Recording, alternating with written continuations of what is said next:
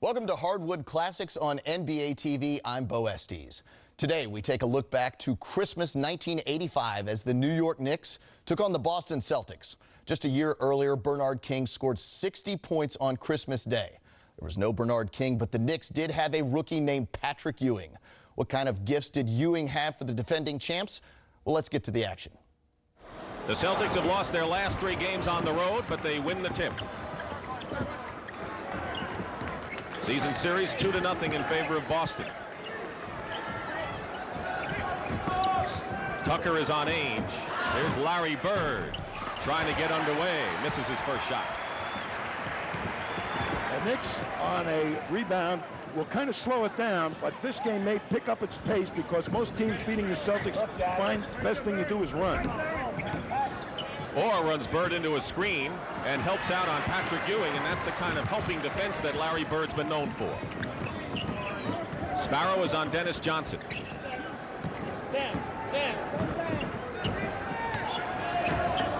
10 on the shot clock. Off the screen is Danny Ainge. Teams are cold in the early going, but a loose ball foul has been charged. The Knicks play very good inside defense, and with Patrick Ewing, one of the premier defenders down low, they're going to have trouble. And Ewing has picked up a personal foul here. Less than a minute gone by in the first period. Cummings has the tough task against Kevin McHale, who's almost impossible to match up against. Harris trying to screen for Orr, and he's called for the foul. That was obvious. He just moved out 3 feet and tried to knock Orr away. Quite obvious to me, Dick, they're trying to get Larry Bird off the snide early. His scoring, his shooting, rebounding down from last year. He's been the MVP the last 2 seasons. And handled with a back problem, which he won't complain about. Ewing gets a feed inside, fights his way in, and Parrish with a rebound. So the Knicks going to their power man. Still no score, just about a minute and a half gone by. Kevin McHale breaks through. There is the guy that they like to get the ball to. Nobody seems to be able to defend adequately against Kevin McHale. Now the Knicks. Tucker gets through inside, but can't make the layup. And traveling call against the Boston Celtics. Well, we're seeing the Celtics trying to run more. What about the Knicks? The Knicks kind of pull it up after they have a 3-on-2 opportunity. That's the extent of their fast breaks. They don't really pressure it up as much as perhaps the other teams do. It's been one of the stories that have emanated in New York concerning Hubie Brown's style, as Kevin McHale fouls Pat Cummings, and a lot of people think that the Knicks have kind of a dull attack. Well, it certainly isn't exciting, Dick, because they don't get any of those swooping layups and stuffs off the fast break that a lot of other NBA teams do. But they function half-court-wise very effectively because Hubie Brown is a master at execution. Here's Pat Cummings. Cummings has scored 20 points in both games against the Celtics. In fact, he's the only Knick shooting 50% from the field. They had problems in the last few games while he was out for 6 games with an injury, and it's taken him a little while to get back. Well, it took the Knicks just about 2 minutes to score. Sparrow pressuring Johnson in the backcourt. Knicks have been known for holding teams down and playing low-scoring affairs. Bird free in the corner, and he's on the board. With that press defense, Bird will have the open shot more often than not. Casey Jones wants him to take it. Louis Orr. Since Orr's return, the Knicks have been virtually a 500 team. Now Danny Ainge is called for a foul. That is the 3rd team foul. 2 team fouls against the Celtics. The Knicks, when you're 9-19, you're not going to have a winning record anywhere. They're trying to get closer to 500 at the Garden. Trent Tucker with a good outside shot, misses a 3-pointer. Ainge.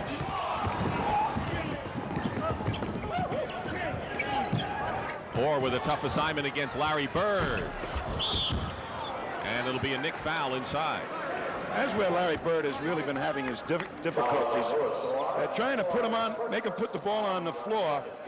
It was almost automatic the last couple of years that Larry Bird would make these type of shots. It looked like so natural. Now it's almost like I can't believe he's missing them. But they've always been difficult shots. Do you think he plays on a higher level than anyone else and therefore is scrutinized in what is just a average good game for him? Well, he makes the unusual look normal. McHale is fouled going in. Pat Cummings with his first personal foul. How do you defend against Kevin McHale if you were a coach and you had the right guy? Well, McHale, once he gets the ball, he's got such long arms, and he's got all kinds of moves going to the hoop. You try to cut him off to the middle, as Cummings did right there with his body, and you end up getting fouls, however. But he's got that natural long arm advantage of getting the shot off against him. He's coming off his best game, 34 against Philadelphia in a losing cause. I tell you, he's developed some new moves this year, too. The Celtics lead by 4 with 3 minutes going by here in the opening period. Dick Stockton and Tom Heinsohn here at Madison Square Garden. Ewing outside, and Trent Tucker, that's what he's in there, one of the top three-point shooters in the league. Celtics trying to run all the way back, and Bird can't convert inside. There you see the difference. The Knicks make a basket, and immediately the Celtics push it up quickly to try and score an easy baskets. The Knicks don't do that. That's a demoralizer, isn't it? Ball knocked away. It is still New York ball as Ainge helping out with Parrish on Ewing. There's the made basket, long pass off the made, and Bird had an angle on the hoop. It would have taken a spectacular play, but they want to force the pace. Tucker inside to Ewing. Double team. And they're going to call a 3-second violation against the Knicks. So obviously the Celtics are going to at least double team and maybe even triple team Patrick Ewing today. Most teams are now. They know he's an offensive force, but what I'm seeing already is better positioning by Patrick Ewing than he did in the first game we telecast. He was used to taking that 12-footer, and I think now he's getting closer to the hoop, which is what everyone wants to see him do. Johnson is fouled by Rory Sparrow. Dennis Johnson is such a key player for the Celtics. Some of their problems developed when Johnson got hurt and hurt his wrist. They thought he was going to be out for about 10 weeks, and somehow they got the cure from Lewis for him, and he's back in the lineup. In many ways, he's the barometer of this club, even with that great front line. He was ejected from the game in Philadelphia, and the Celtics lost. He had that sprained wrist, and the Celtics lost. And actually, if you think about it, he's maybe the true catalyst of this team. He's developed into such a great all-around player, and the other teams he played with, he just played defense. Here he's offense too. Sparrow. That's what the Knick guards have to do, hit when they're open, and Rory Sparrow did it there. We haven't seen the trapping defense by the Knicks. In past years, it came from their second unit. They don't have necessarily a second unit anymore, although Ernie Grunfeld plays a big role there. Johnson going to the hoop and draws the foul. Good inside move by Dennis Johnson, and the personal foul is on Tucker. So all of the 5 Knicks starters have picked up personal fouls. These 3 rookies have made the biggest impact so far in the NBA. McDaniel of Seattle, Malone of Utah, and of course Patrick Ewing, who Hubie Brown said is maybe one of the most coachable people he's ever met. And here he is in an earlier action. And here we're seeing that he's learned the lesson that closer to the basket is better, as he takes it in very close to the hoop with a nice pass and kisses it off the glass. But he, in the first game, was getting bumped up the foul lane a lot, so that he was getting 10 and 12-foot shots rather than those in-close ones. The interesting thing is that he never practices, does he? He's only made 2 workouts on the floor. He's been at every practice, but he hasn't worked out. He's had multiple injuries since the opening of the season, so his improvement is remarkable. 2 minutes and 40 seconds to go, first period. 17-12 the Celtics. Grunfeld on Bird. 8 points for Larry Bird, and he went by Grunfeld. Both teams shooting poorly so far. And Bird fouls Bannister. That'll be only the 3rd team foul against the Celtics, and the 1st against Bird. Well, Bird, when he finds a man that he's not quite sure is a good passer, he'll go up and harass him, hoping to make a turnover. Almost picked the ball off. Darrell Walker looking for Ewing, fires away. Scott Wedman into the ball game, gets the rebound, and Jerry Seasting. Bill Walton hasn't yet come into the ball game. Harris hits a baseline shot. 2 of the big Celtics up the court quickly that time, both Bird and Parrish. Under 2 minutes to go, and you saw the big redhead waiting to come in on the side, as Casey Jones has opted for Seasting, and Wedman is the first 2 men off the bench in this game. 6 on the shot clock. Walker tipped up and in by Bannister. 7-point lead for the Celtics. Boy, Bannister used that wide body to advantage that time. Walker is on Dennis Johnson. Walker with a reputation of being a pesky defensive player. Grunfeld bodying up on Larry Bird doesn't do any good, as Bird is really taking advantage of Ernie Grunfeld. He knows he can get the shot over the top of Grunfeld, and if he can get an angle, he'll use him to spin off too. Sparrow guarded by Seasting. He's one of the new faces. Turnaround by Bannister. Parrish clears the rebound with 1 minute to go in the first period, and now the Celtics will try to open up an 11-point lead. Wedman outside throws up an air ball. He's been struggling, and of course the Celtics need that instant offense from him.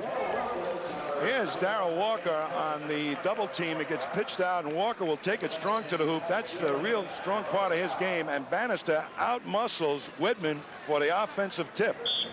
Gerald Wilkins, who was the second-round draft pick, and the man the Knicks say are the fastest player they have from end line to end line, has come in along with James Bailey as Patrick Ewing sits down. Walker was playing at the quick forward spot. He was really out of position in that first game we did. Dennis Johnson. And Walker did quite a defensive job on Johnson. There's Patrick Ewing, who has 2 points and 3 rebounds as we have 38 seconds to go in the first period. Here's a guy I have the ultimate respect for, Casey Jones, the quiet coach. Doesn't say much, but it gets results, and the players obviously love playing for him. He relates well to the players, has private talks with them, doesn't yell at them. That's what they said. Dennis Johnson. He's really being bothered by Walker's defense. Throws up an off-balance shot.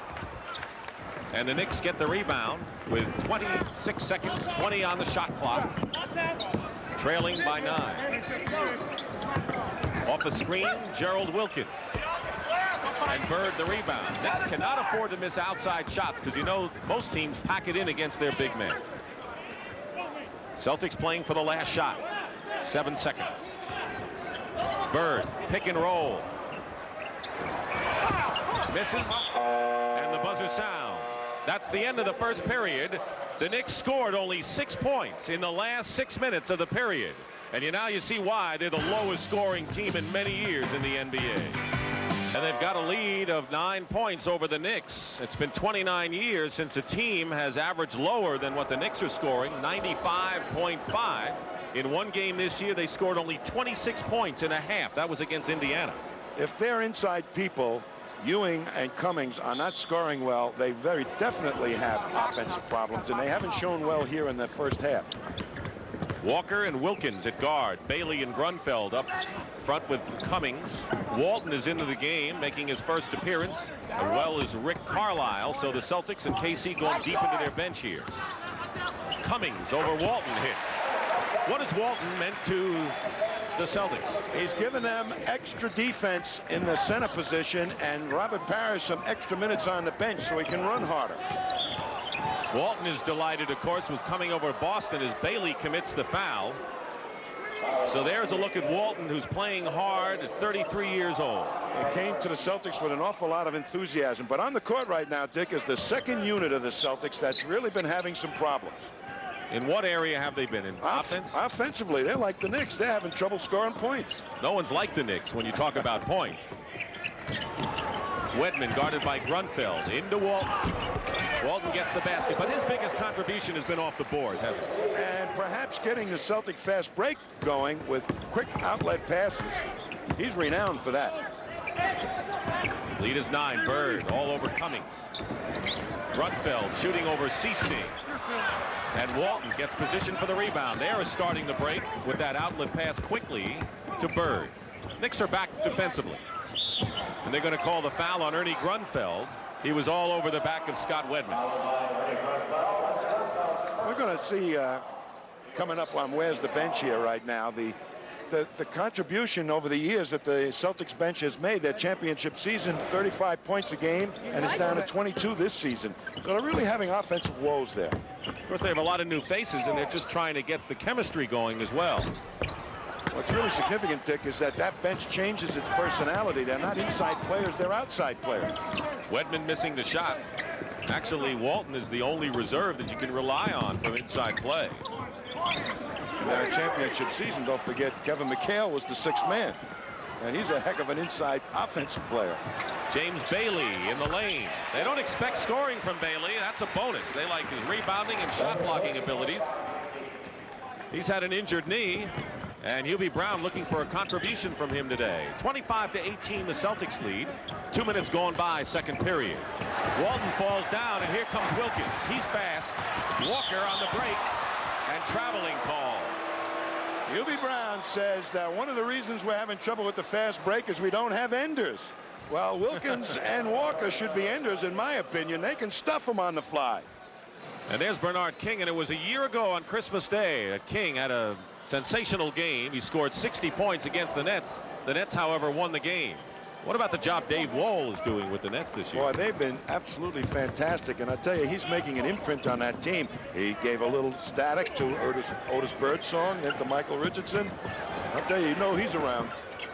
Bird missing, but the Celtics clawing for the rebound. Alley-oop to Ewing. That woke the crowd up. 2.5 to play. Bird missing. And now the Knicks with an opportunity to get something going before the end of this first half. This game is like a schoolyard basketball game played at nighttime with the lights out. They're going to count the basket. Goaltending called against the Celtics. Lewis Orr will get credit for the basket. And now it's a 37-30 game. And as you pointed out, Tommy, like they're playing this game in molasses. It's like the Knicks are hypnotizing the Celtics, who had the lead, but now it's 7. Well, sometimes when you play against a better opponent, you play better. Basket will count, and a foul in addition. And sometimes when you play against a lesser opponent, you play to that level, and coaches are very aware of that. But here you're going to see the potential of what the Knicks can possibly do with a Patrick Ewing. He's got great speed, and when he gets up the court, he makes a heck of a target. That got the crowd going. Little excitement, and that's what the fans expected from Patrick Ewing. Meanwhile, following the goaltending call against Bannister, McHale makes good on a three-point play, and it's 40-30 in favor of the Celtics with 2 minutes to go in the half.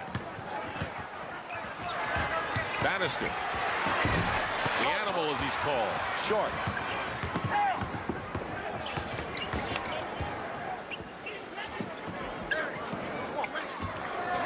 Celtics have had to play this half slow down fashion. They didn't want to do that. Orr knocks it away, but he'll be called for the foul. Well, that's how smart the Celtics are. They were looking for the matchup they wanted to work on, knowing that Bannister's in there and Ewing at the same time. He's going to have to be guarding a much bigger player. That time he ended up picking up Parrish, and they slowed the ball down until they couldn't cover Parrish. Orr, with 3 personal fouls, goes out of the ball game, and Ernie Grunfeld checks in. Parrish on the line. This guy, Robert Parrish, Dick, is an unheralded player in a lot of people's minds. Up in Boston, every once in a while you hear them, Robert Parrish isn't playing well. I'll tell you, he is rebounding better this year than he has in any of the previous seasons I've seen him. Well, he knows he has Walton coming in behind him, so he can go all out as quick as he can. Doesn't have to pace himself. Once again, the Celtics are up by 11. Their biggest lead was 13, and Rory Sparrow hits from outside. He's been the only consistent outside shooter for the Knicks, if you want to call 3 baskets outside shooting. McHale, turnaround, traveling call against McHale. You made a point about Parrish. A lot of people forget that he went in the playoffs last year against Cleveland and all those bangers, and then Lane Beer, Moses Malone, and Kareem. That's a tall order. I'll tell you, and not a lot of rest did he get during that series, any of those series.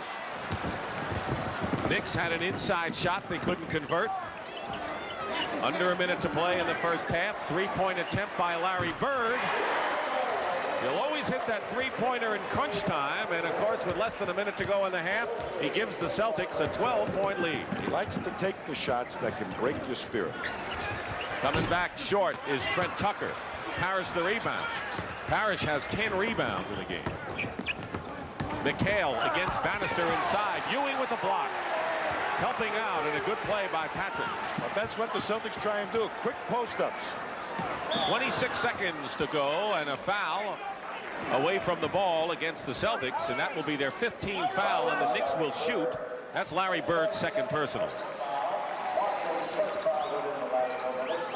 That's their First foul in the last 2 minutes and fourth team foul. Next one will put him in the penalty. Ewing elbows Bird, and Bird just stares at him. He gave it to Stanislavski defense. Method acting there, Dick. Ewing just put up his elbow and watch Bird take the super flop and convinces the referee that, man, did he hit me with a high hard one. Ewing didn't complain about it. He's a rookie. He's not going to complain yet. Wait a year or two. He complains. McHale. Parrish on the other side. Ewing had to help Bannister out as the Celtics are working that matchup. Steele, Johnson misses at the buzzer. McHale with 11, Parrish 11, Bird 13. That keeps the Celtics in business. And the biggest lead of the ball game at the half, 46-32 Boston. Pat O'Brien coming up at the half. So far are Larry Bird and Patrick Ewing. Interesting that Kevin McHale is only 3 for 11 from the field. He always seems to have some difficulties against the Knicks, and I don't think justifiably. He just has bad games. Certain teams you just don't do well against, and it looks like he has problems with the Knicks. The Celtics are shooting 36%. Well down on what they're used to. Knicks are 35%. The Knicks, in order to get back in this ball game, Dick, I think really have to get out there and get aggressive on the defense, press, take away the inside game of the Celtics, make them go to the outside shots. Tucker misses the shot. Now the Knicks guards are 5 for 20, and Parrish at the other end burns them. So nothing has changed in the first foray up and down the court. And that was not a nice thing to see at all. Coming out of the locker room, nobody hustling back to get Robert Parrish. Come on, Knicks. Did you play for the? No, I know it. Oh, you just come out of the locker room, you let a guy go up on an uncontested layup. Some officials, some coaches would call timeout immediately if they saw that. And, you know, Hubie wants to see if the Knicks can settle down. They're down 48-32, 16-point lead, biggest of the game.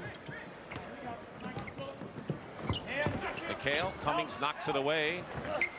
Good move by McHale. Cummings overplayed, and then McHale burned him going inside. And he beat the double team alertly, too, on that play. And now Hubie Brown encouraging his team. This is what a coach has to do. When to yell, when to have the velvet glove. Particularly with a young ball club like this is. But here it comes inside. They're taking advantage of Cummings. He makes a wild gamble to try and make the steal because he knows he's a dead duck if he doesn't. And there's McHale on the catch, moving strong to the hoop. You know, when you're playing with a team like this, a young team, a Patrick Ewing, you can't go get all upset. You have to wait till they grow into their roles with this ball club. And they know they really don't have all the parts yet to be a successful basketball team. And, of course, King and Cartwright are hurt. That's really the story of the New York Knicks. 50-32, a big lead. Ewing misses. A lot of green shirts are there, not allowing the Knicks to get second shots. I'll tell you, aggressive Trent Tucker, though, was on the boards banging from the guard spot. That showed me something. McHale, Bird, and Parrish all with 13 points in the ball game. That's 7 more than the Knicks have all together. Ewing, the rebound on Bird's miss, and Parrish prevented him from getting the outlet pass, and the Knicks then turn it over. He's a happy man. It looks like he's getting a Christmas present here early. We knew one of them would. Less than 2 minutes gone by. 2-point attempt by Bird, missing. Celtics are getting back on defense. Ewing.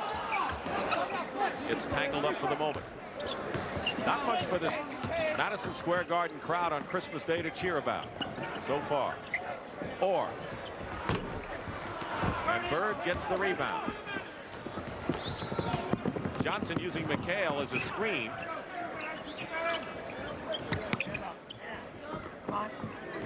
Parrish having a fine afternoon. They just did not get to Parrish quick enough with the double team. And 12 rebounds for Robert Parrish, along with his 15, and the crowd a little displeased. Following the timeout, illegal defense called against the Boston Celtics. That's Carl Banks, one of the outstanding linebackers, one of the many outstanding linebackers that the Giants will send against Joe Montana and the 49ers. I'm surprised Hubie Brown in this second half has not put that real pressing defense to work against the Celtics. It makes you come up with at least a more aggressive attitude. A loose ball foul has been called against Pat Cummings. Second personal foul, and remember when the Knicks had cut the Celtic lead to 7? Well, the Celtics have outscored the Knicks 15-2 since then. So all the Celtics needed was a little scare. 52-32, 20-point lead. And it's Knicks ball. Do you think sometimes the Celtics are bored? That's what a lot of people are saying, that their competition is boring them to death. I don't think so. I think they do get a little complacent sometimes, that they feel they can beat a ball club. But they've developed some problems with that bench. Yeah, today, the Knicks are not with it. Otherwise, we might be seeing some of those problems with the bench. Parrish outlets to Bird. Pass to McHale, who travels. But look how quickly they got that ball up the court. McHale, they're trying to break that rhythm, that tempo that they've been having trouble with. Run. So even on this rather difficult game, they're trying to establish something for the next ball game. Cummings goes out, and Gerald Wilkins checks back in for the Knicks.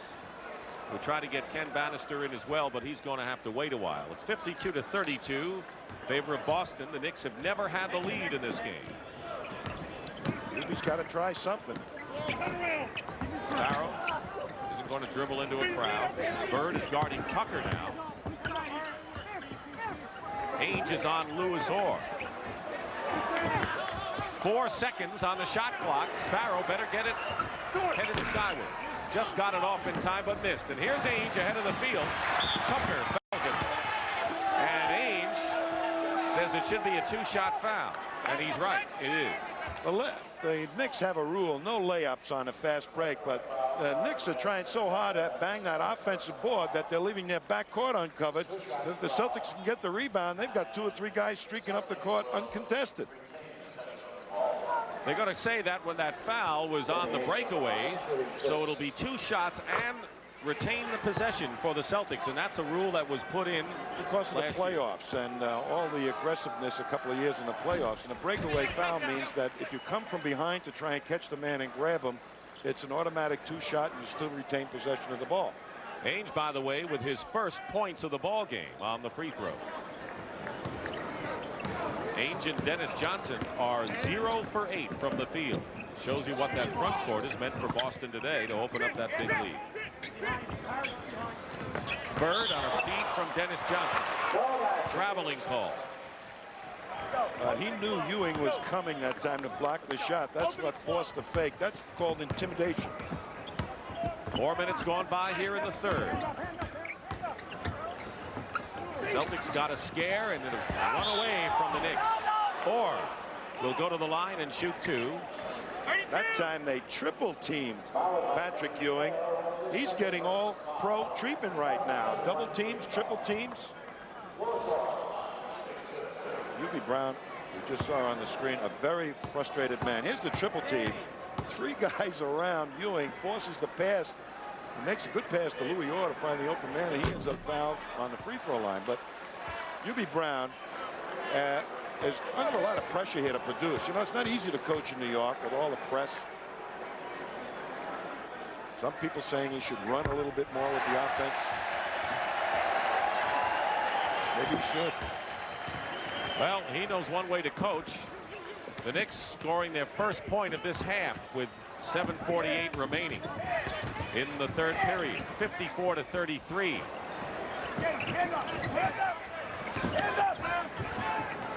McHale with 2 seconds to Bird. And the basket counts. But they worked that defense. They made them really rotate.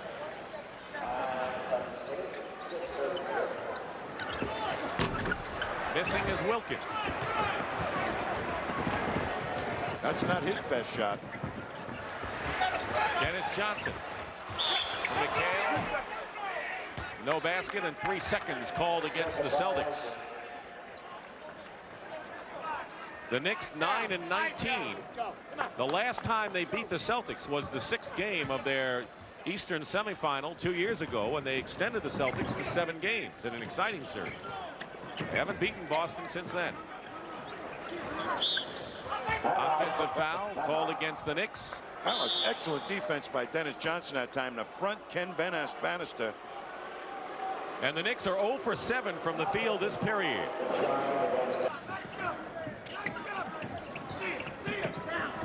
matchup for Pat Cummings to have to guard Larry Bird on this floor right now. It's been a game of tough matchup for the Knicks, period. Bannister trying to block out Wedman, does a good job, and the Knicks come back with a 3-on-2. Wilkins is fouled, and that's the first glimpse we've seen of a New York Knicks advantage on the break, and you get an idea of the kind of speed that Gerald Wilkins has.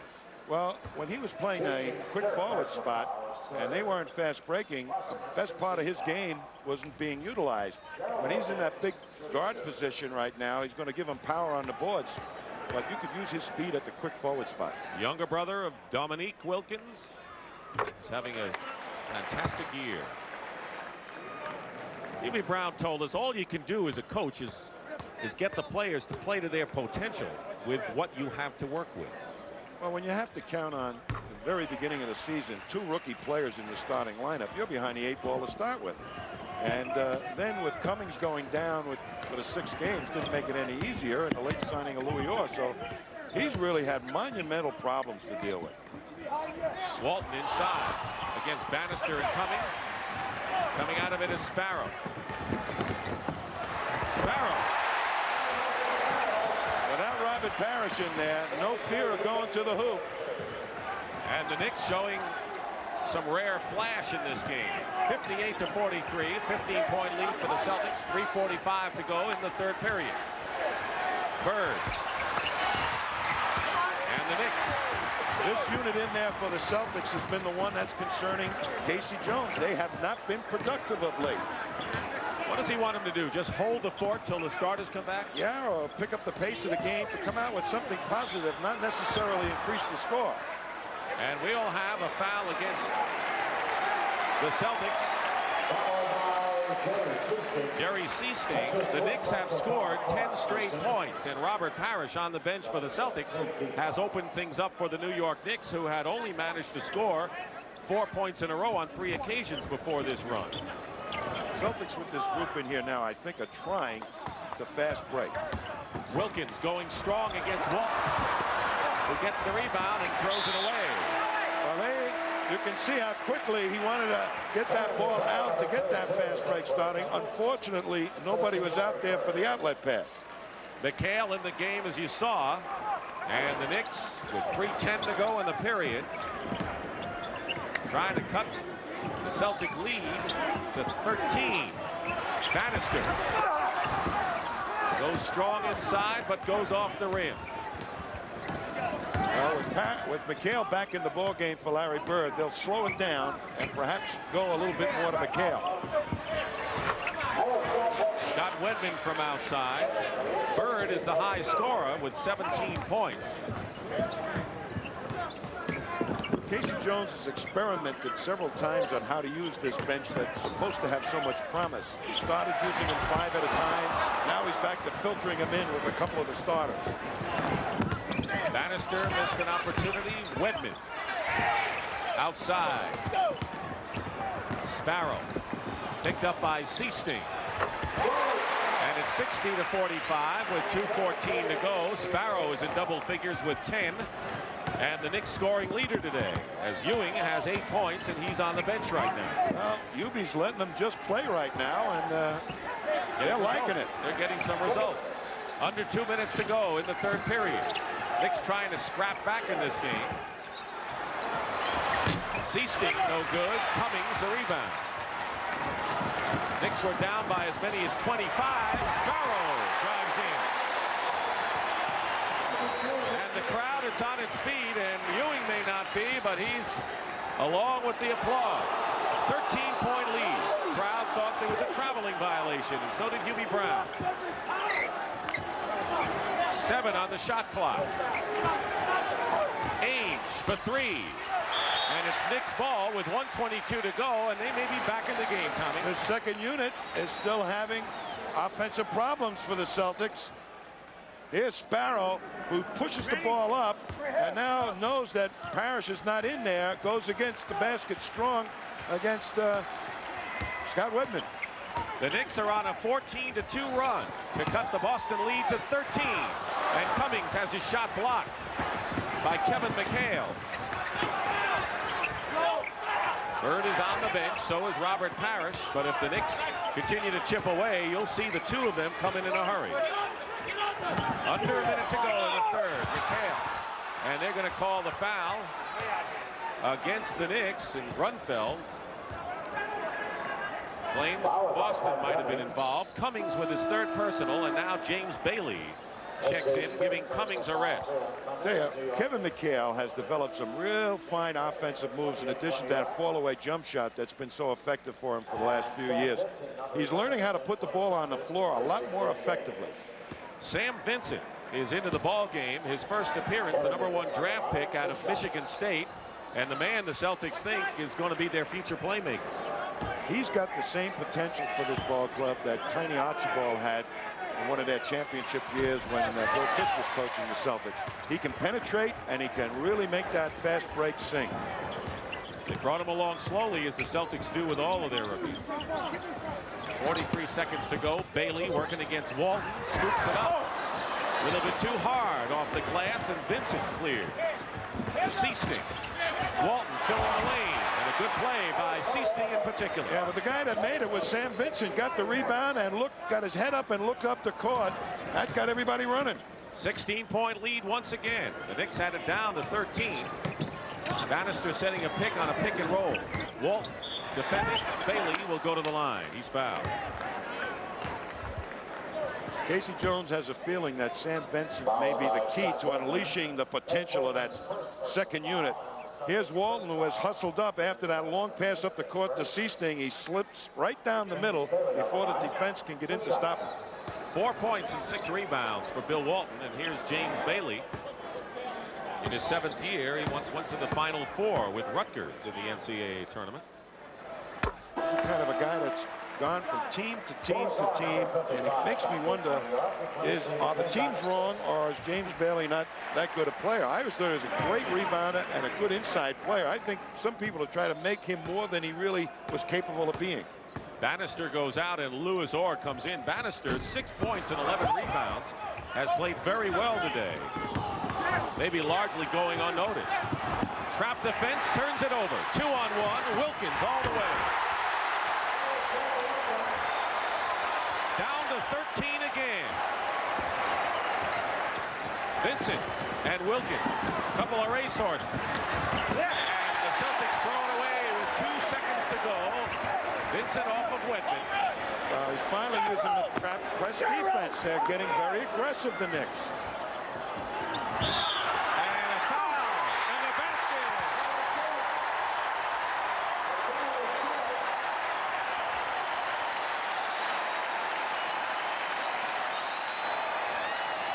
You don't expect to see that. Well, that down and out pattern with the clock running out. I don't think Bailey, once he caught it, if he'd been unmolested, would have been able to really get the shot off. The foul kind of more or less helped him. And there he is. Watch Walton's face. It definitely is not a good Christmas. 1 second to go in the third period. Bailey makes the free throw, and listen to the crowd as the Knicks have come within 10. That's the end of the third period with the score. The Celtics 63, the Knicks 53, and we'll return after this word from your local station. Dick Stockton and Tom Heinsohn in Madison Square Garden, where the place is alive and kicking. The Celtics led by 25 points in the third period before the Knicks went on a run to narrow it to 10. In fact, they have outscored the Celtics 20-5 to cut the third period margin to 10. But where has the defense, that zone press defense that's always been an integral part of what the Knicks do? Look what can happen to you. You can't hardly see anybody. They cover you so well. They put Seasting under pressure. Here's the pickoff, and in comes Gerald Wilkins to make something really happen and get this crowd alive. That defense can make you aggressive offensively as well as defensively. It goes to your brain. And that's what the defense can do. It can make you cough up the ball. And so Casey Jones, not taking any chances, opens the final period with McHale, Parrish, Bird, Johnson, and Sam Vincent in the backcourt. And they're still pressing the Knicks. It's a 10-point game. The question is, can the Knicks continue their surge, or have they run out of gas? Parrish foul. Casey Jones countered with his smarter ball handlers, Dennis Johnson, who can handle the press, and Larry Bird. That press defense was effective against the smaller Seasting. Well, I'm very interested to see if Sam Vincent can handle it. Foul is on Darrell Walker and Parrish on the line. Keep in mind that the Knicks did all of that damage to get back to within 10 with Robert Parrish out of the game. Lead is 12 and Parrish has 17. Bird 17. And Ewing, who's only scored 8 points in the ball game with 4 fouls. Sparrow's the leading scorer. Wilkins hits outside. He's getting an opportunity here, and he has scored 6 points and has been a spark plug for the Knicks as the trap goes on. Teams don't have a chance to work on this too often, and therefore a lot of times they cough it up. A loose ball foul has been called against Robert Parrish of the Celtics. Right now, the Celtics are going to have to devise an offense to defeat the trap. Here's the trap developed. They fake it, they give it to Bird, and it has to go to the reverse side before the rotation. Now Parrish is open underneath the basket, but by the mishandle creates just enough time for Bailey to get in and anticipate blocking it. Wilkins trying to use a screen by Orr. Double team now, but goes in with a fine move. Gerald Wilkins.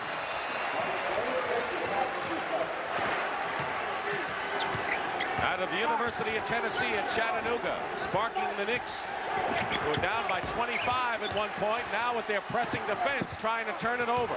And where is your inside game now? That's what this defense does. Takes you away from the strength of what you like to do. I'm surprised they waited so long. As Wilkins using the screen, like his brother Dominique, comes strong to the hoop. Good up fake. What a great athlete. Danny Ainge comes in for Sam Vincent, so no time for rookies as far as Casey Jones is concerned. Not against UB Brown's press. Nearly a minute and a half going by in the fourth period. 65-57. It's an 8-point lead for the Celtics. Dennis Johnson with a fine shot over the hands of Darrell Walker, and that's the first basket of the ball game for DJ, who's 1 for 7. He has been awfully cold. Celtic guards have not exactly been burning the nets. Orr working against McHale. The rebound, Bailey. Bailey and the Knicks bench is perhaps, I would say, outplaying the Celtic bench in this game. Well, this is not the Celtics bench right now. This is the first team. Oh, but when they were before, they're going to call goaltending against Bailey. I like James Bailey. He's got an aggressive attitude. He comes to play. He'll bang with you. He's put a little life into this Knicks team. But the Knicks bench has been more productive than Boston. That's exactly right, Dick. And that was one of the things. Casey Jones wants his bench to produce more, and they haven't in the last several games. 10-point lead remains that way as Grunfeld misses and Parrish clears. Bird going baseline against Grunfeld. Larry Bird with 19 points. DeBusschere. Still nobody sitting next door. Madison Square Garden in New York, where the Knicks are trying to make it interesting, at least for the Boston Celtics. Well, it looks as if the Knicks are saying, you've got all the big frontline people, Celtics. We're going to go with speed and try and beat you down the court with our defense sparking the way. Unfortunately, the best team for defense to execute that press is a small team. Louis Orr now has to play power forward. Pat Cummings is back in the ball game now, but that with Cummings, with Orr and Wilkins at the forward spots, that really gives them a speedy press team. Now they've kind of adjusted that with Cummings in. He's not that good against the press. Look at the Knicks shooting 73%. Boston not shooting badly, but the Celtics have come back, or the Knicks have come back. 6.5 minutes to play. Orr is playing in there with 5 personals. Parrish with another rebound. That's 17 for him. This Knicks team on the floor right now will not be as effective with the press as the prior team that was out there before the timeout. Bird, line drive shot, Ewing the rebound. So maybe the Knicks won't press, but they look like they're going to go to their power game with Cummings And Ewing, with Wilkins out of there now, Tucker a good outside shot. So once again, the Knicks guards are going to have to hit when they're open. And Sparrow does there. He came off the pick beautifully. Sparrow has 14, Tommy. This is a basketball game. Rory's hit his last 4. But down the crunch, you know, it's Larry Bird is the man you always have to watch. McHale going in. Cummings bodies him well. And now the Knicks can cut it to 6 with a basket here. Ewing made the most of a bad pass. And the Celtics commit a foul. That's their 4th team foul. And it's on Robert Parrish, number 4 on the cheap. Larry Bird has 19 points, and you know when it gets down to it, Bird is 7 for 22 for the day. Forget about what he's done earlier.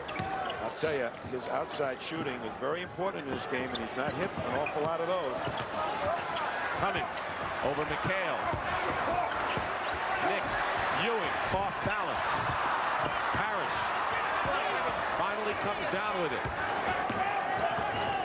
Celtics will have a chance to use their inside game. Unfortunately for the Celtics, McHale has not had a hot night either. Tucker is on Ainge. Bird trying to get free inside. Parrish over Ewing. Or the rebound. Under 5 minutes remaining. 4:47. And an 8-point lead for the Celtics. They had a lead of 25 in the 3rd period. And now the Celtics will be over the limit with their 5th team foul of this 4th period. Dennis Johnson. Hubie Brown made a big gamble when he put Cummings in there. Says, I need a little bit more offense, even though it'll give the Celtics a chance to work their big guys in those matchups in a low post, because we can't press.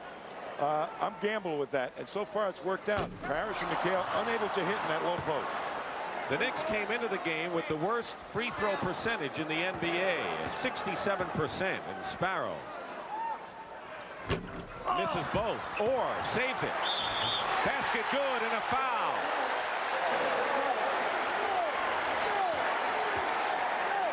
It helps to be skinny.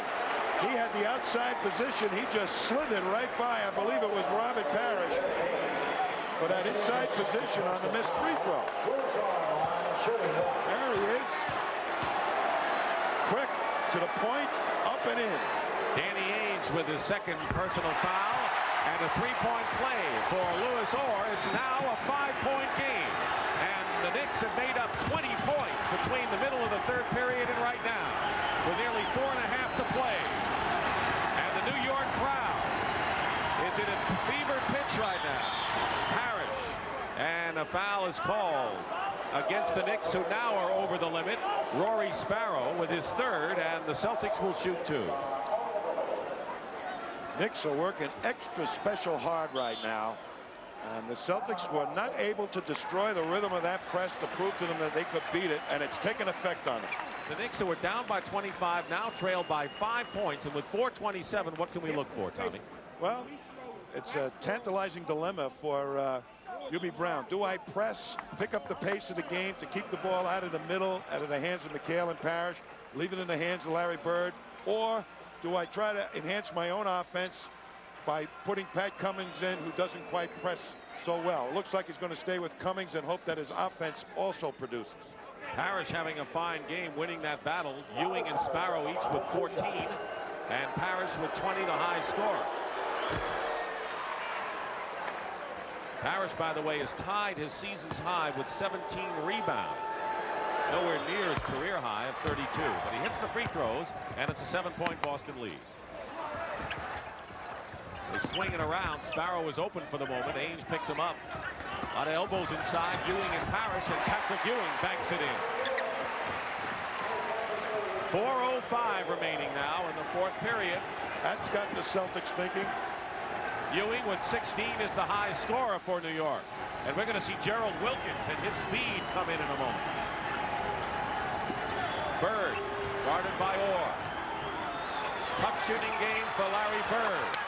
Not that time. Well, Louis York couldn't believe it, Dick. You throw out the statistics. I don't care what he's been shooting. Down the stretch, he's a different guy. Lead is 7 again. Ewing banks it in. 18 for Patrick Ewing to keep the Knicks in the ball game.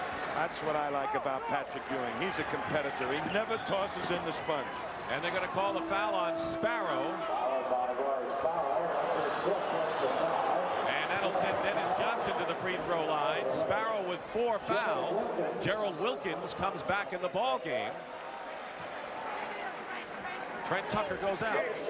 So Wilkins will be at that guard spot to really get up on the Celtic guards a little bit and perhaps help a lot easier on the double teams in the low post. With all the good things Dennis Johnson does, one that can't be forgotten is the fact that he is a tremendous clutch free throw shooter down the stretch. And he loves to take clutch shots on the court, not just free throws. He missed the second. 3:20 to go and a 6-point lead. Ewing inside, foul, and he'll go to the line. How many people expected the New York Knicks, who are getting blown out in the third period, and I certainly didn't look to see that as a possibility, to battle the way they have battled back, and they certainly haven't gone to the free throw line all that many times. They did not get aggressive until the tail end of the third quarter, and that's been a mark of a UB Brown coach team. That defense really is very, very effective, and they didn't use it until the tail end of the third quarter. I was very surprised. 13 points. Now 14 for Ewing in this final period. The good ones rise to the occasion when it counts, and Ewing has done that. It's a 4-point game, and who would have thunk it? 82-78, 3:08 to go. Dennis Johnson picked up on a switch by Cummings. McHale was open for the moment. Ainge going in against Ewing. Offensive foul. Tommy, the Knicks' defensive rotation was nothing short of magnificent there. Patrick Ewing in particular, he stepped right out there in front of Ainge after Ainge had kind of committed himself to the penetration. Smart move by the rookie. And lo and behold, the Knicks can come within 2.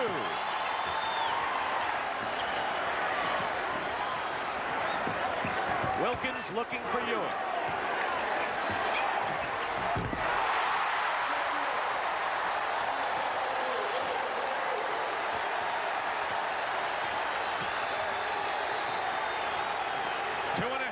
Remaining. It's a 2-point ball game.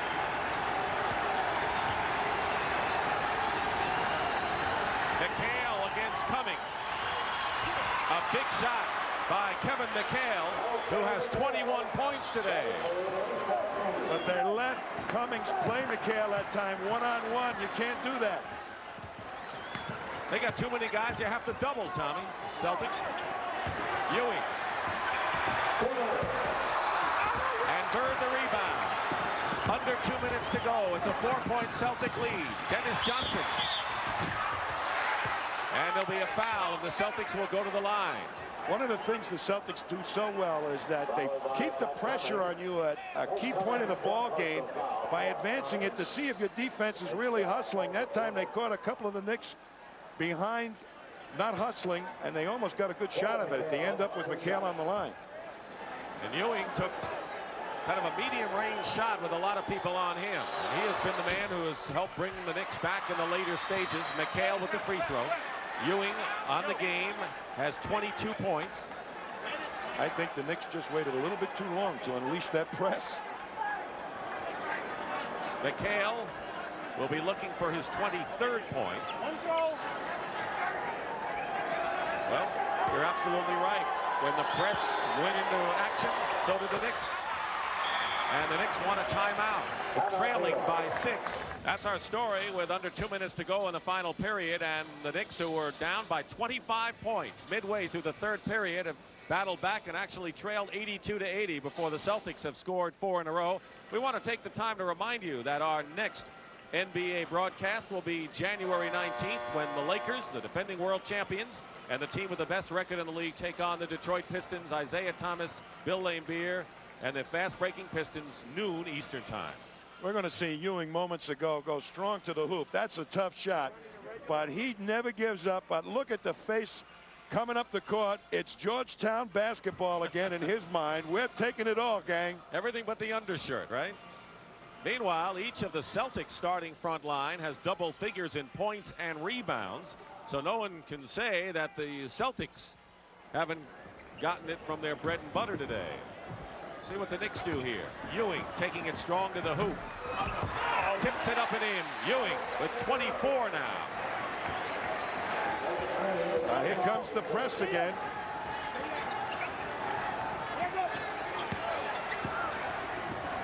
Celtics will try and eat up the clock a little bit. 9 on the shot clock. Loose ball.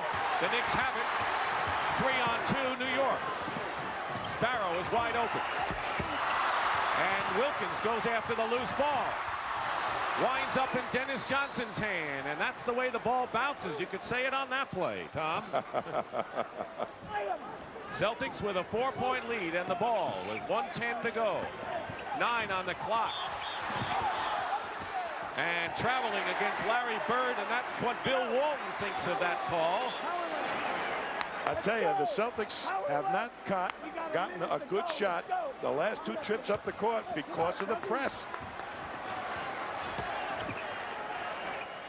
Ewing. And it's 86-84. Under a minute to play. Can the New York Knicks cap a phenomenal comeback here? They're down by 2. Ewing has 18 points in this 4th period. Dennis Johnson going in.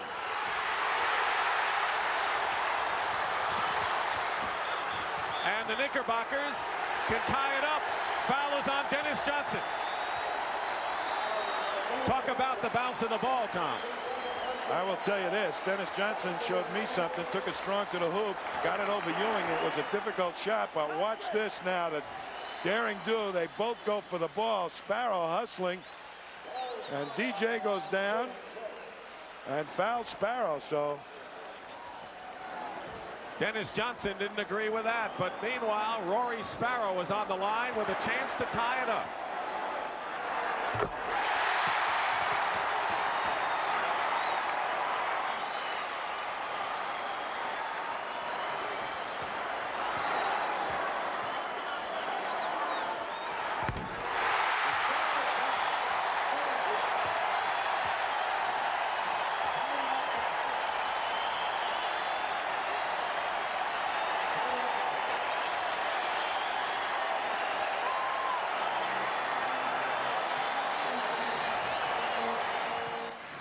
This is our amazing story if you haven't been around for a while, and now the Boston Celtics are faced with the fact that they have squandered a 25-point lead, and that's the timeout story. The crowd is going wild, but they're cool in the huddles. Let's talk about the Celtics first and then the Knicks, Tom.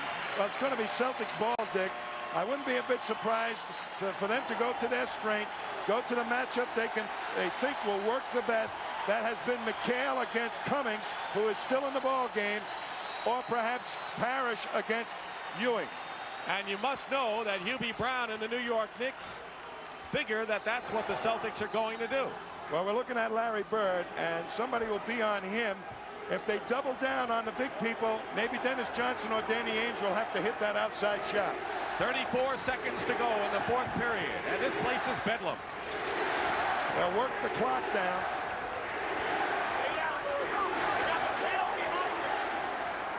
Bird is waiting. They're looking at McHale. Cummings all over him. 8 on the shot clock. McHale in close, stripped away. 13 seconds to go. The Knicks can take the lead. And the Celtics have it. 2 seconds to go. Dennis Johnson shot, no good. We're going to overtime.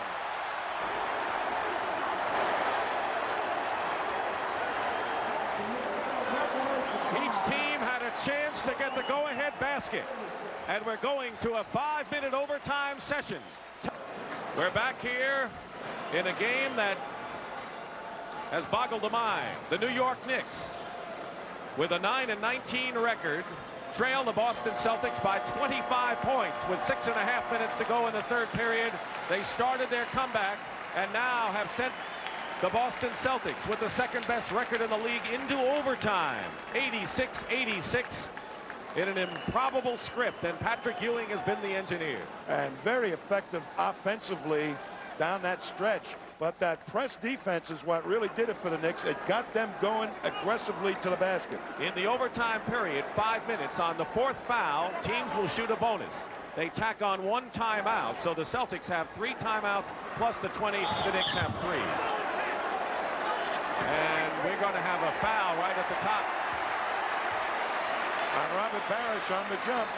Robert Parrish with the foul, and the Knicks setting the play. It was no foul. It was an interference, so it's New York ball, no foul against Boston. The Knicks have never led in this game until now. They can smell it. The Celtics have to be in shock, but the Knicks have not won it yet. They have made a long climb back.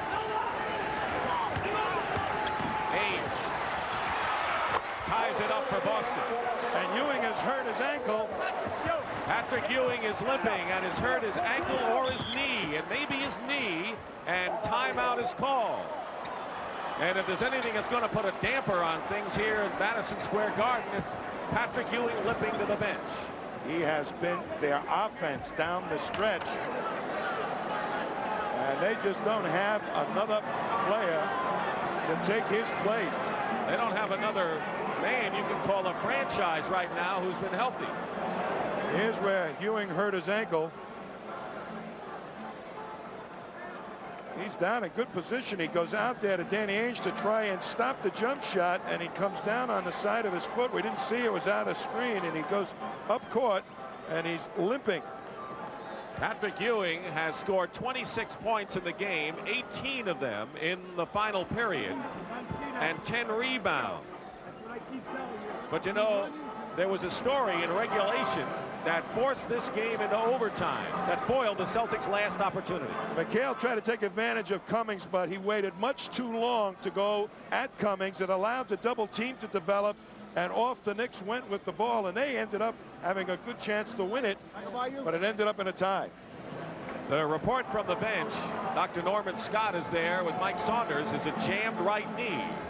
Pat Ewing has a jammed right knee.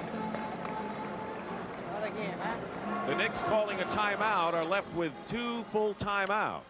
The score is 88-88 as Sparrow and Ainge both hit jump shots. But there's the story right here. Well, that's going to have the most dramatic effect on the last 4.5 minutes of this ball game. As you know, when you have an injury like this to a key player, it either does one or 2 things. You either bounce back strong and say, let's win it, we were doing it anyway, or the team folds its tent and says, look, we're not going to be able to win it without Patrick Ewing. I'm kind of anxious to see which one they take.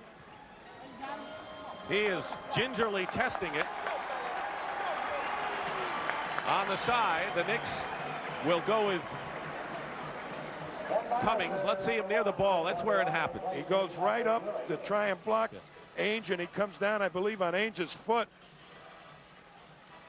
So the Knicks will have Cummings or Sparrow, Wilkins, and Bannister. Basically a small, well, it's not small with Cummings in there. I tell you, Wilkins, the rookie, has really done well. They're posting up Ainge. Sparrow going inside. Ball knocked away. Might have been Larry Bird. Ewing's going to come back in the ball game. The score is tied and nearly a minute gone in the overtime.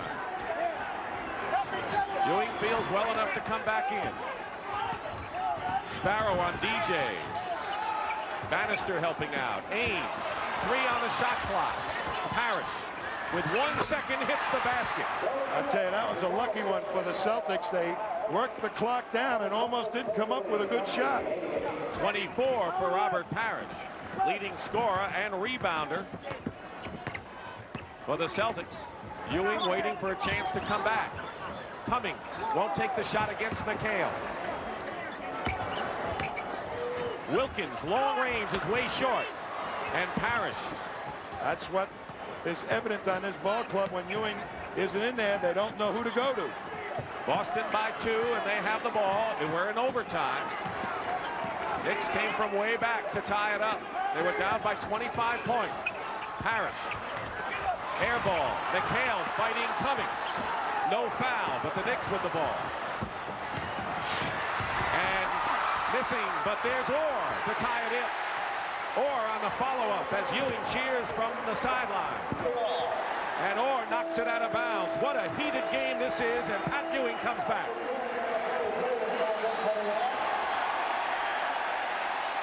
Looks like he's ready. 2:49 remaining in overtime. 90-90. McHale hits the fall away. Looks like Celtics are getting their outside shooting range here in the OT. What they were doing, Dick, is spending too much time worrying about working the clock down instead of taking the best shot that presents itself. 2.5 to play. In this first overtime session, Ewing double team Orr over Bird. Cummings and Ainge fight. Turnover. 4-on-2 for the Knicks, and Orr pulls up with it. That was a great defensive play by Pat Cummings to knock that ball loose from Danny Ainge. 2 minutes to go in this first overtime session. Bird against Orr. Foul. And Larry Bird will go to the line. He has scored 21 points, and Orr is fouled out of the ball game. Here's the third great defensive play by Cummings. Watch him from behind, knock it out of Ainge's hand. And believe me, that saved an easy 2 points for the Celtics. But Louis Orr has fouled out, 10 points and 9 rebounds, and a terrific defensive job no matter who he was guarding today, Tommy. He does not go for fakes, Louis Orr. He stays on the ground, so boy, you are in trouble right away. He had to be a power forward, a small forward, defend some of those big men for the Celtics. And he made a key hoop too, Dick, right before he fouled out on that rebound basket on a fast break. So he's been hustling on the break too. Ernie Grunfeld replaces him. He's steady. There's Bill Walton, who has not seen all that much action. The Celtics lead 94-92. The Knicks have not had the lead at all in this ball game. It's still New York ball. And 14 seconds on the shot clock. Well, it's going into Ewing, wouldn't you think? It has almost every time. Ewing has 26 points. It was quiet until the fourth period. Cummings. This is the hook shot. Cummings gets it back. And they're going to call the foul on Pat Cummings. That's 5 on Cummings. Well, they go to one Pat or the other at crunch time. Here's Cummings with the short hook shot, but McHale comes down with the rebound. He gets attacked by 2 of the Knicks. It looked like Cummings may have stripped him cleanly, but the foul is charged to Pat Cummings. Coming into this ball game, if you looked at the records, you'd say this is a mismatch, and for most of the game it was. But then the Knicks went to work and forced the game in overtime, and now McHale will try to give the Celtics a 4-point lead. 1:37 remaining in the overtime session. That's a big miss. 3-point lead. Ewing trying to get position on Parrish. And the rebound by Dennis Johnson. Everybody rebounds at key points for the Celtics. 95-92 in favor of Boston. Cummings trying to deny McHale, who's fouled. And Ewing limping out on the court. He is playing hurt. Make no mistake about that. He is hurting out there. Meanwhile, Cummings is fouled out of the ball game. That's his 6th foul. So the Knicks have lost Orr and Cummings, 2 of their starting forwards today on foul. That's been the problem for the Knicks most of the year, is that they don't have a lot of big people to go to when the Knicks get in foul trouble, when a Ewing or a Cummings gets in foul trouble. Bannister has played fairly well. Bailey's been hurt. He played pretty well today. I'm surprised he's not in this ball game at this point. McHale is 13 for 16 from the line. And gives the Celtics a 5-point lead, and the Knicks will call a timeout. They have 1 timeout remaining. It's been a struggle, but the Celtics have a 5-point lead with 1:09 on the clock remaining. And of course, we all wish you what remains of the happy holiday. Ewing goes up and gets the basket.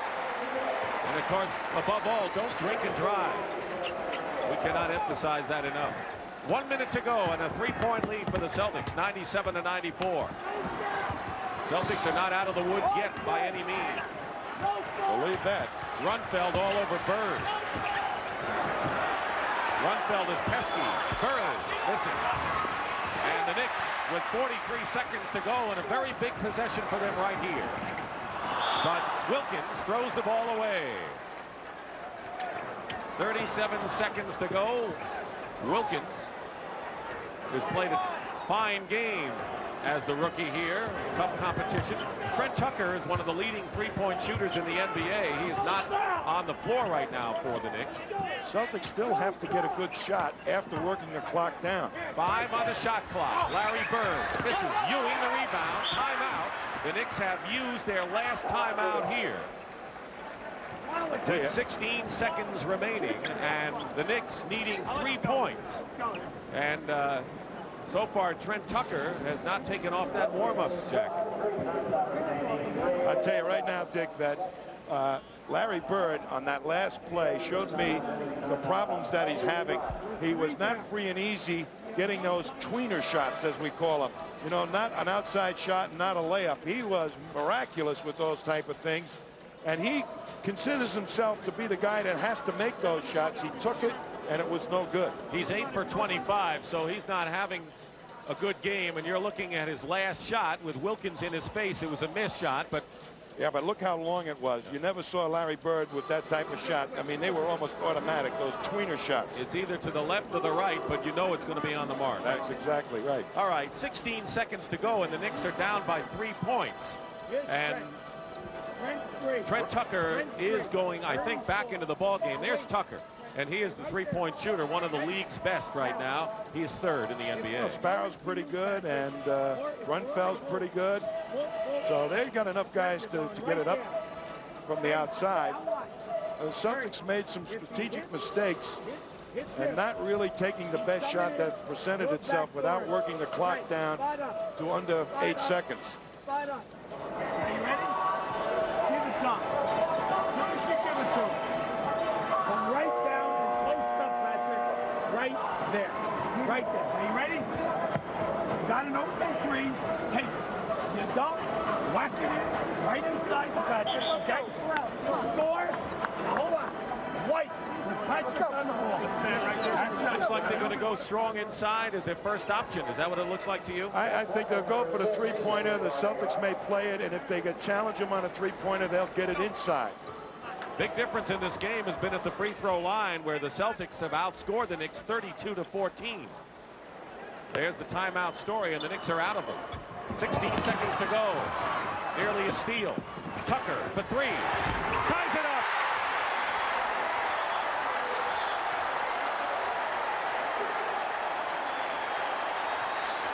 Trent Tucker did not have much time to look at the basket before he fired away, but he's third in the NBA, and Hubie Brown put him in for just that reason. Parashaw's makes the steal, but there it gets over to Tucker on the weak side of the court. Before the defender could get out of his face, the shot was up and away, and the Celtics still have 11 seconds to go. But look at this, Trent Tucker, a happy guy. And the Knicks will take their chances, Tommy, because they didn't have much time to get that shot. They were hoping that they would get as many opportunities as possible, but you're right, it gives the Celtics 11 seconds to try to win it. Well, all you can do is take the best shot that presents itself, which is what Trent Tucker did. They were trying to work for the three-pointer, and if it wasn't there, they still might have been able to get the rebound, pull it out, and get another shot going. So you don't wait to run the clock down to try the ball game up. You take the shot right away. All right, now the Celtics have the ball. Larry Bird has not been shooting well. Does Bird get the ball, or does someone else get the ball for that last shot? Nobody else has really kind of got it in his head that he's the guy that's supposed to do it other than Larry Bird. He's been historically doing it for the last several years. So to give it to somebody else and say, you do it for us right now, is kind of a tough job for that individual. The front line for Boston, McHale has 28, Parrish 24, Bird has 23, and of course the last shot could be a shot inside to draw the foul and perhaps win it on the line. The Celtics historically like to go to the matchup in a key situation that they feel they can work on. McHale will be guarded by a smaller player. So will Robert Parrish. Ewing will be guarding Robert Parrish. And if they double down, they'll kick it out and probably get an outside shot from DJ or Ainge. Keep in mind that Ainge is 1 for 5 and Dennis Johnson 1 for 8. So the guards have not done it for the Celtics outside today. 11 seconds to go and they're trapped. Now they're back into the order. Man to man. Ainge puts it up. McHale. 1 second. And we're going to another overtime. A 25-point Boston Celtic lead evaporated. And after an overtime session, we go into our second 5-minute overtime period. Pat Cummings and Louis Orr, the starting forwards for the Knicks, have fouled out of the ball game. For the Celtics, Parrish, McHale, and Seasting have 4 fouls. And this has been an improbable series of developments here at the Garden. I think the Celtics made a strategic mistake in that overtime by not going right away for the best shot that presented itself in the low post. They were trying to eat up the clock. Then they went to the low post with under 10 seconds. And they ended up with not good shots. They allowed the defense to get at them much too quickly. So maybe they've learned a little bit of a lesson, and I wouldn't be a bit surprised if they try to exploit Bannister in that low post. Timeout Story. The Knicks have 3 and the Celtics 3 plus a 20. So each team now has taxed on 3 timeouts. This is a 5-minute period. Bonus after the 4th foul and the tip won by the Celtics. 1961, they had a double overtime here at Madison Square Garden, and the Knicks won by 1 point. Inside, and a great move. Backdoor play. That's one of the old-time Celtic plays that they save for such opportunities. They've been running it successfully the last couple of weeks. Usually getting layups. Dennis Johnson scored. Grunfeld coming back, ties it up. 99 apiece. How often do you see double overtime and we haven't reached 100 for either side? Seasting in the game, guarded by Wilkins. Wilkins has grown up a lot in this one, for sure. Double team on Dennis Johnson. And a 3-second violation called against the Celtics. A double with Patrick Ewing, an awful big doubling man. And Dennis Johnson couldn't see an open teammate. Ewing over Parrish. And the Knicks lead 101-99. They have not found a way to stop Patrick Ewing's offense this half and overtime. This is only the second time the Knicks have had the lead in the game. Larry Bird comes back and Bannister the rebound. And the Knicks can open it up to 4 points. Boston led by 25 with 6.5 minutes remaining in the 3rd period.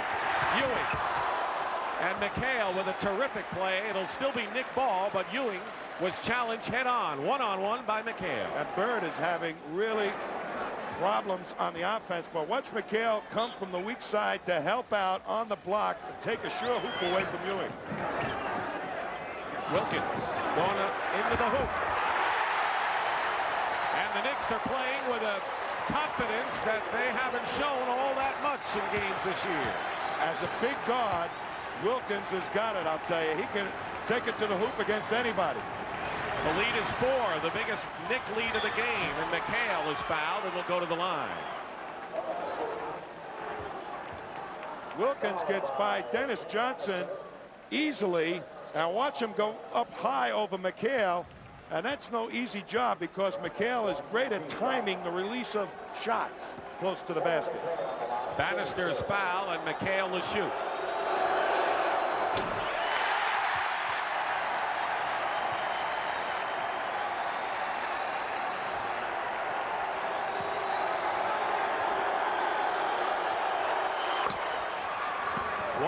to 100.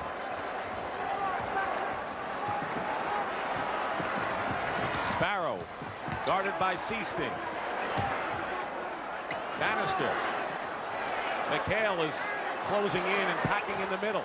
They're posting up Wilkins on Dennis Johnson, but Bannister hits. I'm out here to shoot. That's what I'm going to do. And a 5-point New York lead.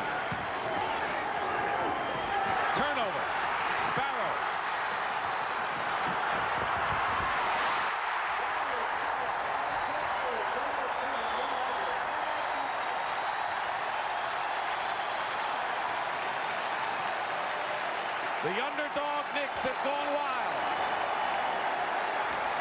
And the Celtics call timeout with 2:37 to go in second overtime. And New York by 7 now. Pushing up fast, produces layups off the steal. Here's Sparrow strong to the hoop before Dennis Johnson can get back to protect. And look at his happy crew of Knickerbocker. You give them confidence, who knows what they can do. And Ewing with a season's high of 30 points. His previous high was 29 against these same Celtics. Well, it took them 3 quarters to shake off the eggnog, Dick. They have certainly come out and done a remarkable job to end up with a 7-point lead. I mean, we were putting the nails in the coffin early, and here they are winning this ball game. Amazingly, a swing of 32 points in this game with 6.5 minutes remaining in the third. 32-point swing, and now all the pressure in the world is on the shoulders of the men in green. Casey Jones, I'm sure, is a very unhappy man at this point. His bench did not produce, and his go-to guy that has really done the job for him down the years in a miraculous fashion, Larry Bird, has really not been able to hit those key baskets.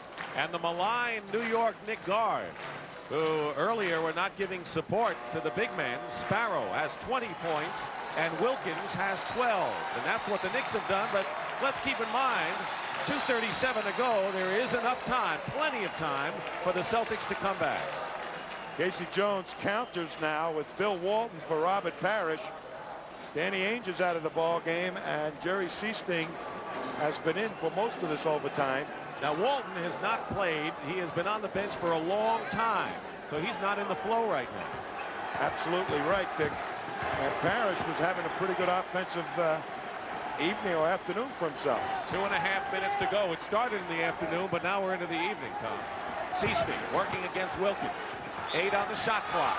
Bird, and we will have, let's see, a foul against the Knicks. It's against Grunfeld. That's the first foul. Here's Robert Parrish, who has scored 24. Rebound by Bannister. Bird just continues to have shooting woes. 8 for 26 for Larry Bird today. Winding down to 2 minutes to go in the second overtime. And a Boston foul away from the ball. Walton commits the foul, and that's Boston's first. Walton trying to be a little bit more physical with Ewing than perhaps Parrish was. It may be too late to be physical with Ewing in this game. Who knows? Grunfeld inside to Ewing.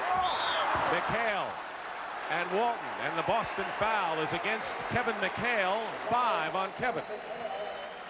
Ernie Grunfeld as a penetrator, come on, quit it.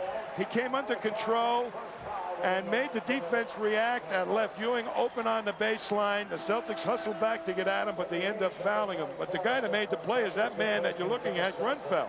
Now Ainge comes in for Dennis Johnson. Why that move?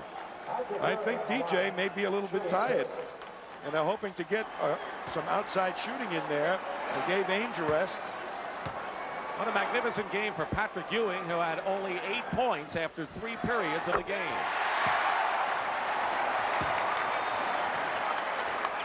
Don't forget, he had jammed his knee.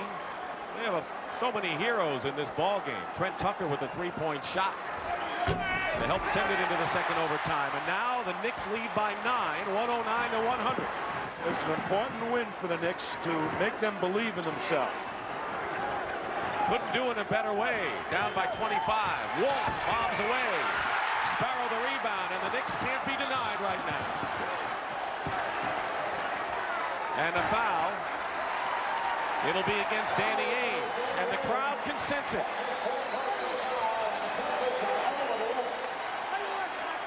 Little people helping big people.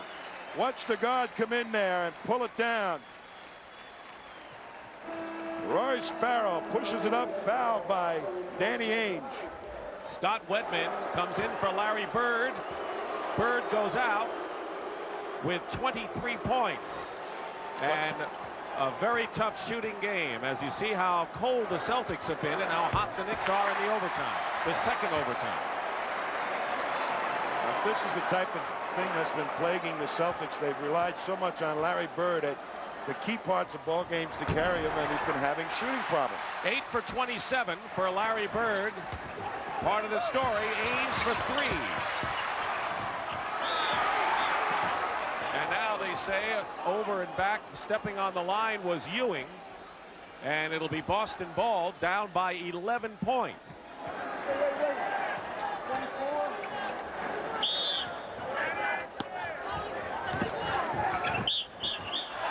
No basket. They said he had 1 foot out of bounds, Dick, before he caught the pass back from Walton. Knicks and Ainge fouls Wilkins.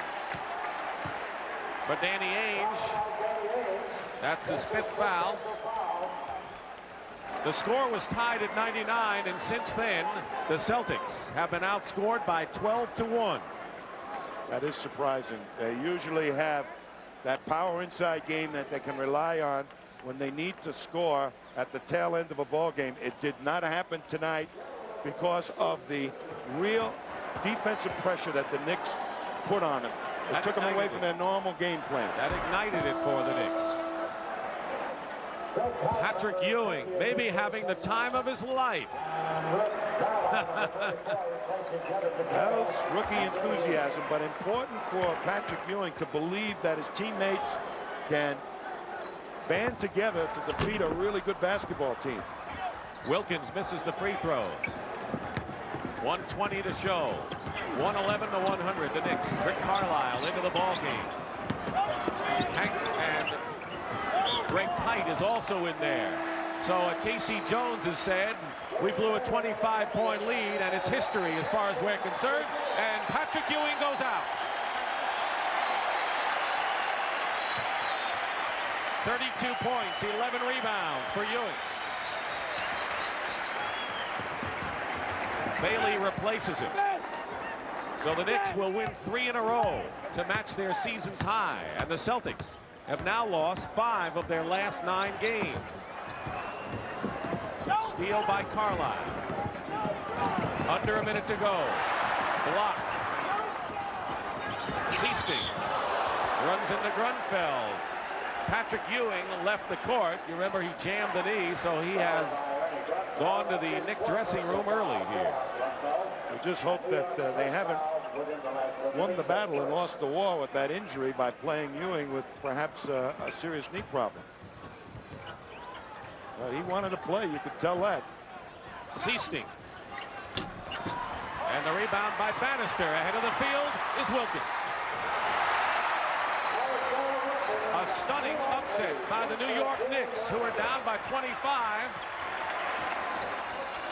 in a slow, methodical game that had the crowd sitting on its hands. But how things changed in the last 6 minutes of the 3rd period throughout the final and in 2 exciting overtime sessions.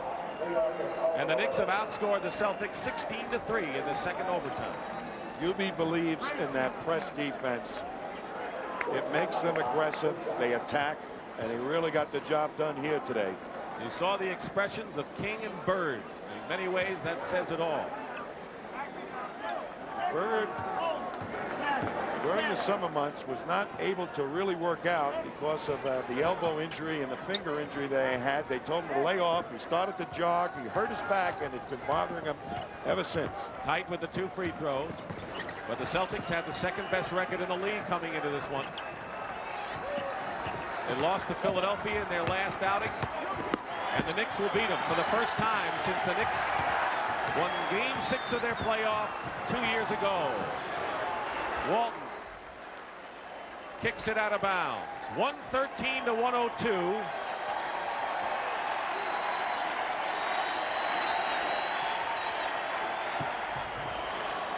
Carlisle at the buzzer, but the Knicks win in a stunning upset. They were down by 25 points, and they came back. And this is going to be one of the big comebacks we have seen in many a year, Tom. There's no question about that. I mean, everybody in the building was ready to forget the Knicks. They were booing the ball club. All of a sudden, that press turned it around.